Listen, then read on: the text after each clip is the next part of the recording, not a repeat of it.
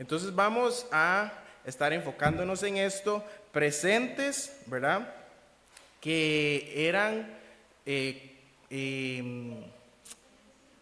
sumamente valiosos. El oro, incienso y la mirra eran sumamente valiosos y se veían prácticamente solo en cortes reales. Era algo de mucho valor.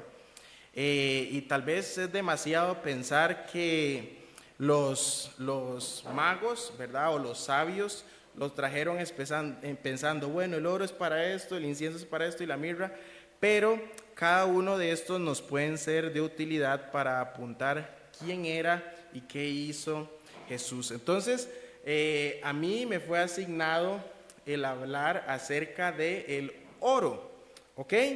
Entonces, el primer punto que yo le puse es: el oro es una señal de realeza y de divinidad. Entonces, el oro en los tiempos de Jesús y a través de la Biblia ha sido un metal sumamente preciado.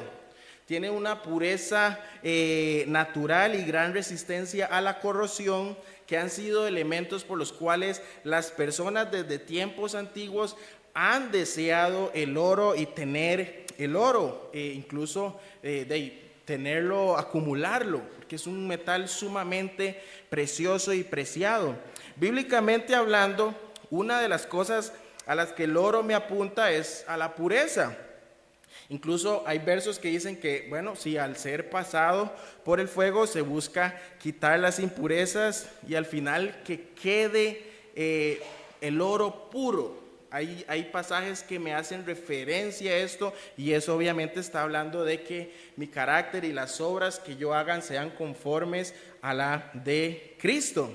Pero los reyes, particularmente en tiempos pasados, utilizaban el oro como una de las medidas principales para medir su riqueza y su poder. Pero también en muchos casos el oro era un símbolo de divinidad que se utilizaba. Podemos ver ejemplos incluso en el Antiguo Testamento, como hablando de reyes y de divinidad, Salomón, que por ejemplo en un año acumulaba 22.6 toneladas de oro, sin contar las mercancías y otras cosas.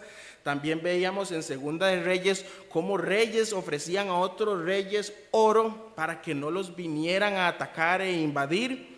También vemos el arca del pacto, hecha de madera de acacia, pero cubierta por dentro y por fuera con oro. Y el arca en sí apuntaba a Cristo y a la obra de Cristo. Tenemos el mismo templo recubierto en su interior de oro, y el templo también es un tipo de Cristo, me apunta a Cristo. El oro me apuntaba también a la pureza del Señor. Y por supuesto, incluso hasta los paganos utilizaban el oro para cuestiones divinas. Vemos, por ejemplo, el caso de los israelitas construyendo un becerro de oro. Entonces el oro me puede llevar a recordar a Jesús como rey, así como su divinidad. Jesús como rey, pero Él no es un rey común y corriente. Él era y Él es el Rey de Reyes y el Señor de Señores. Los sabios estaban rindiendo honor al Rey prometido, tan esperado en ese momento por los judíos. Que eso me lleva al punto número 2. El Rey prometido desde Génesis había llegado. Y es que el Dios Trino en un momento decidió crear todo lo que vemos, y parte de su creación es el ser humano. Adán y Eva, creados a su imagen, puestos para ser corregentes con Dios, representantes reales sobre su creación. Y Dios reina, y Él siempre ha reinado, pero el hombre decidió reinar o tratar de reinar separado de Dios, queriendo ser igual a Dios, y es ahí donde entra el pecado y donde entra la maldición y donde entra toda contaminación y toda maldad.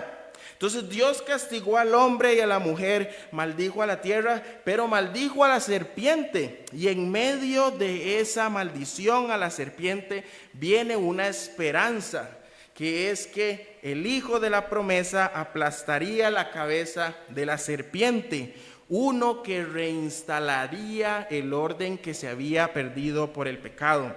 Entonces comienza en este caso a haber una espera. Y también la pregunta, ¿quién es este hijo de la promesa? ¿Quién será? Incluso podemos ver después de la muerte de Abel, vemos que el siguiente hijo es nombrado Set.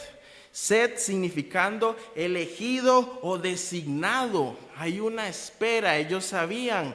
Hay un hijo de la promesa que viene de la simiente de la mujer. Tal vez no lo entendían por completo, pero estaba esa expectativa.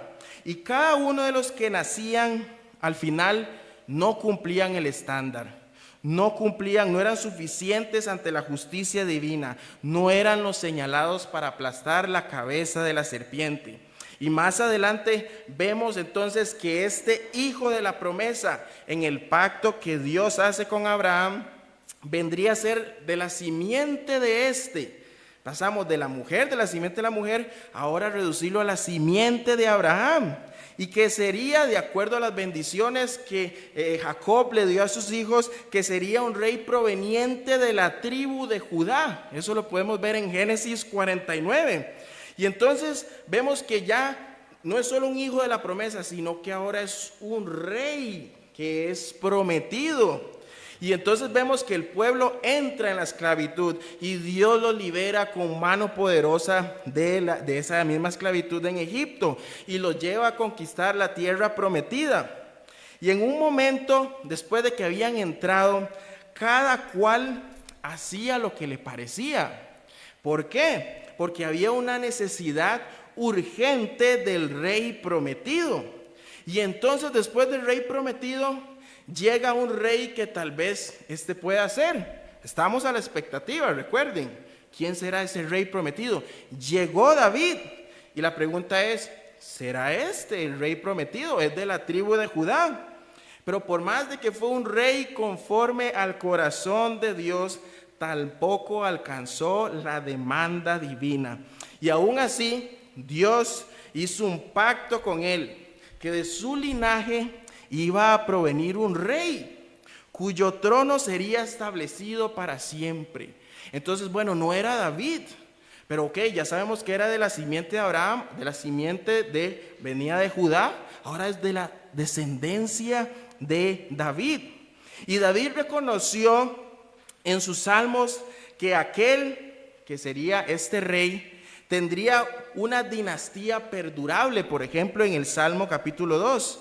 Y entonces decimos, bueno, es un descendiente de David, en eso nace Samuel, pero no. Samuel no era ese rey, ni los siguientes 20 reyes del reino de Judá, una vez que hubo una división. Ninguno de esos, ni Ezequías, ni Josías, ni cualquiera de esos reyes era el rey prometido. Incluso en ese tiempo de los reyes, Dios utilizó a sus profetas para darnos más detalles de este rey prometido. Y entonces el pueblo siempre estaba en expectativa. ¿Quién es? Y Dios a través de sus profetas nos empezó a dar más detalles. Este rey es nacido de una virgen, que tenemos en Isaías 7. Será nacido en Belén de Judea, que vemos en Miqueas 5. El rey sería Dios mismo, que vemos en Isaías 9 y también en Miqueas 5. Ese rey transformaría los corazones de piedra en corazones de carne, en Ezequiel 11.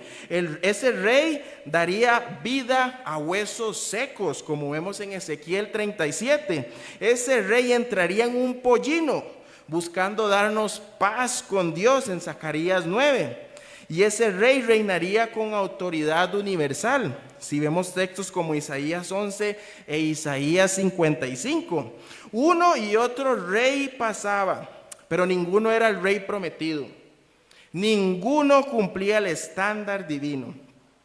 Y es así como termina el Antiguo Testamento de acuerdo al orden de la Biblia hebrea. En la Biblia hebrea termina en Crónicas. Nosotros le decimos Primera y Segunda Crónicas. Ese es el último libro en la Biblia hebrea. Y en esa Biblia, ¿qué es lo que pasa en el libro de Crónicas? Todo se centra en los reyes del linaje de David. Y la expectativa es, bueno, terminan y se van al exilio. ¿Y dónde está el rey? ¿Y cuándo viene el rey? ¿Y cuándo vendrá ese rey prometido, que ha sido prometido desde Génesis? ¿Cuándo vendrá ese rey? Y siglos después, tan larga espera llegó.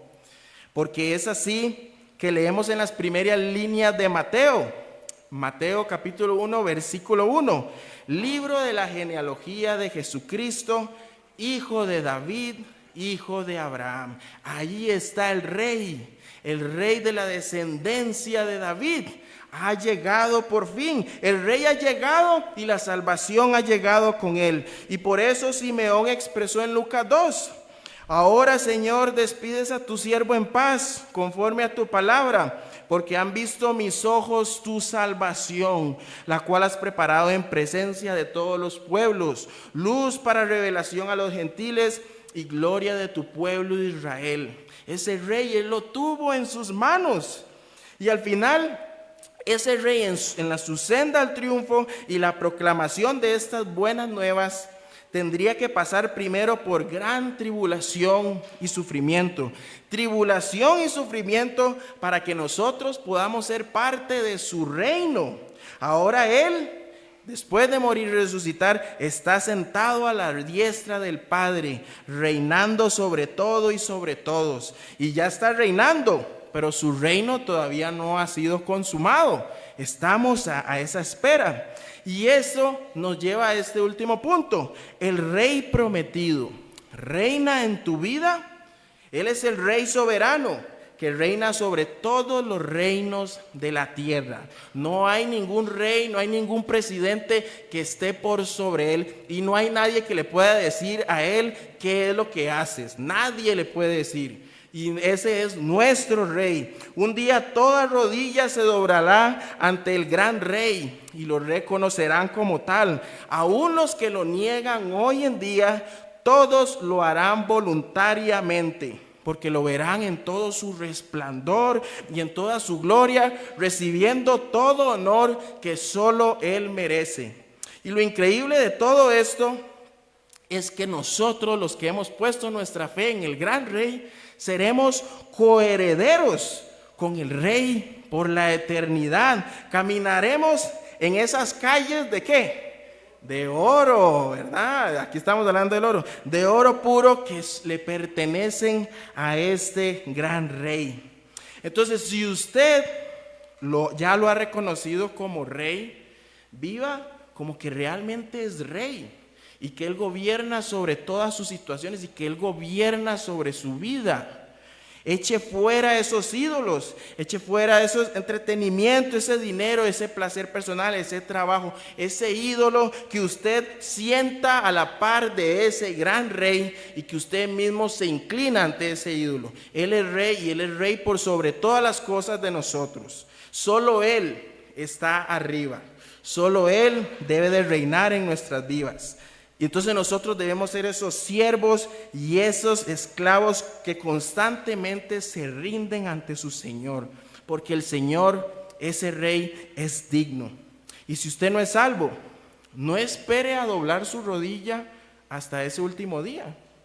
No espere, porque ese último día ya va a ser muy tarde.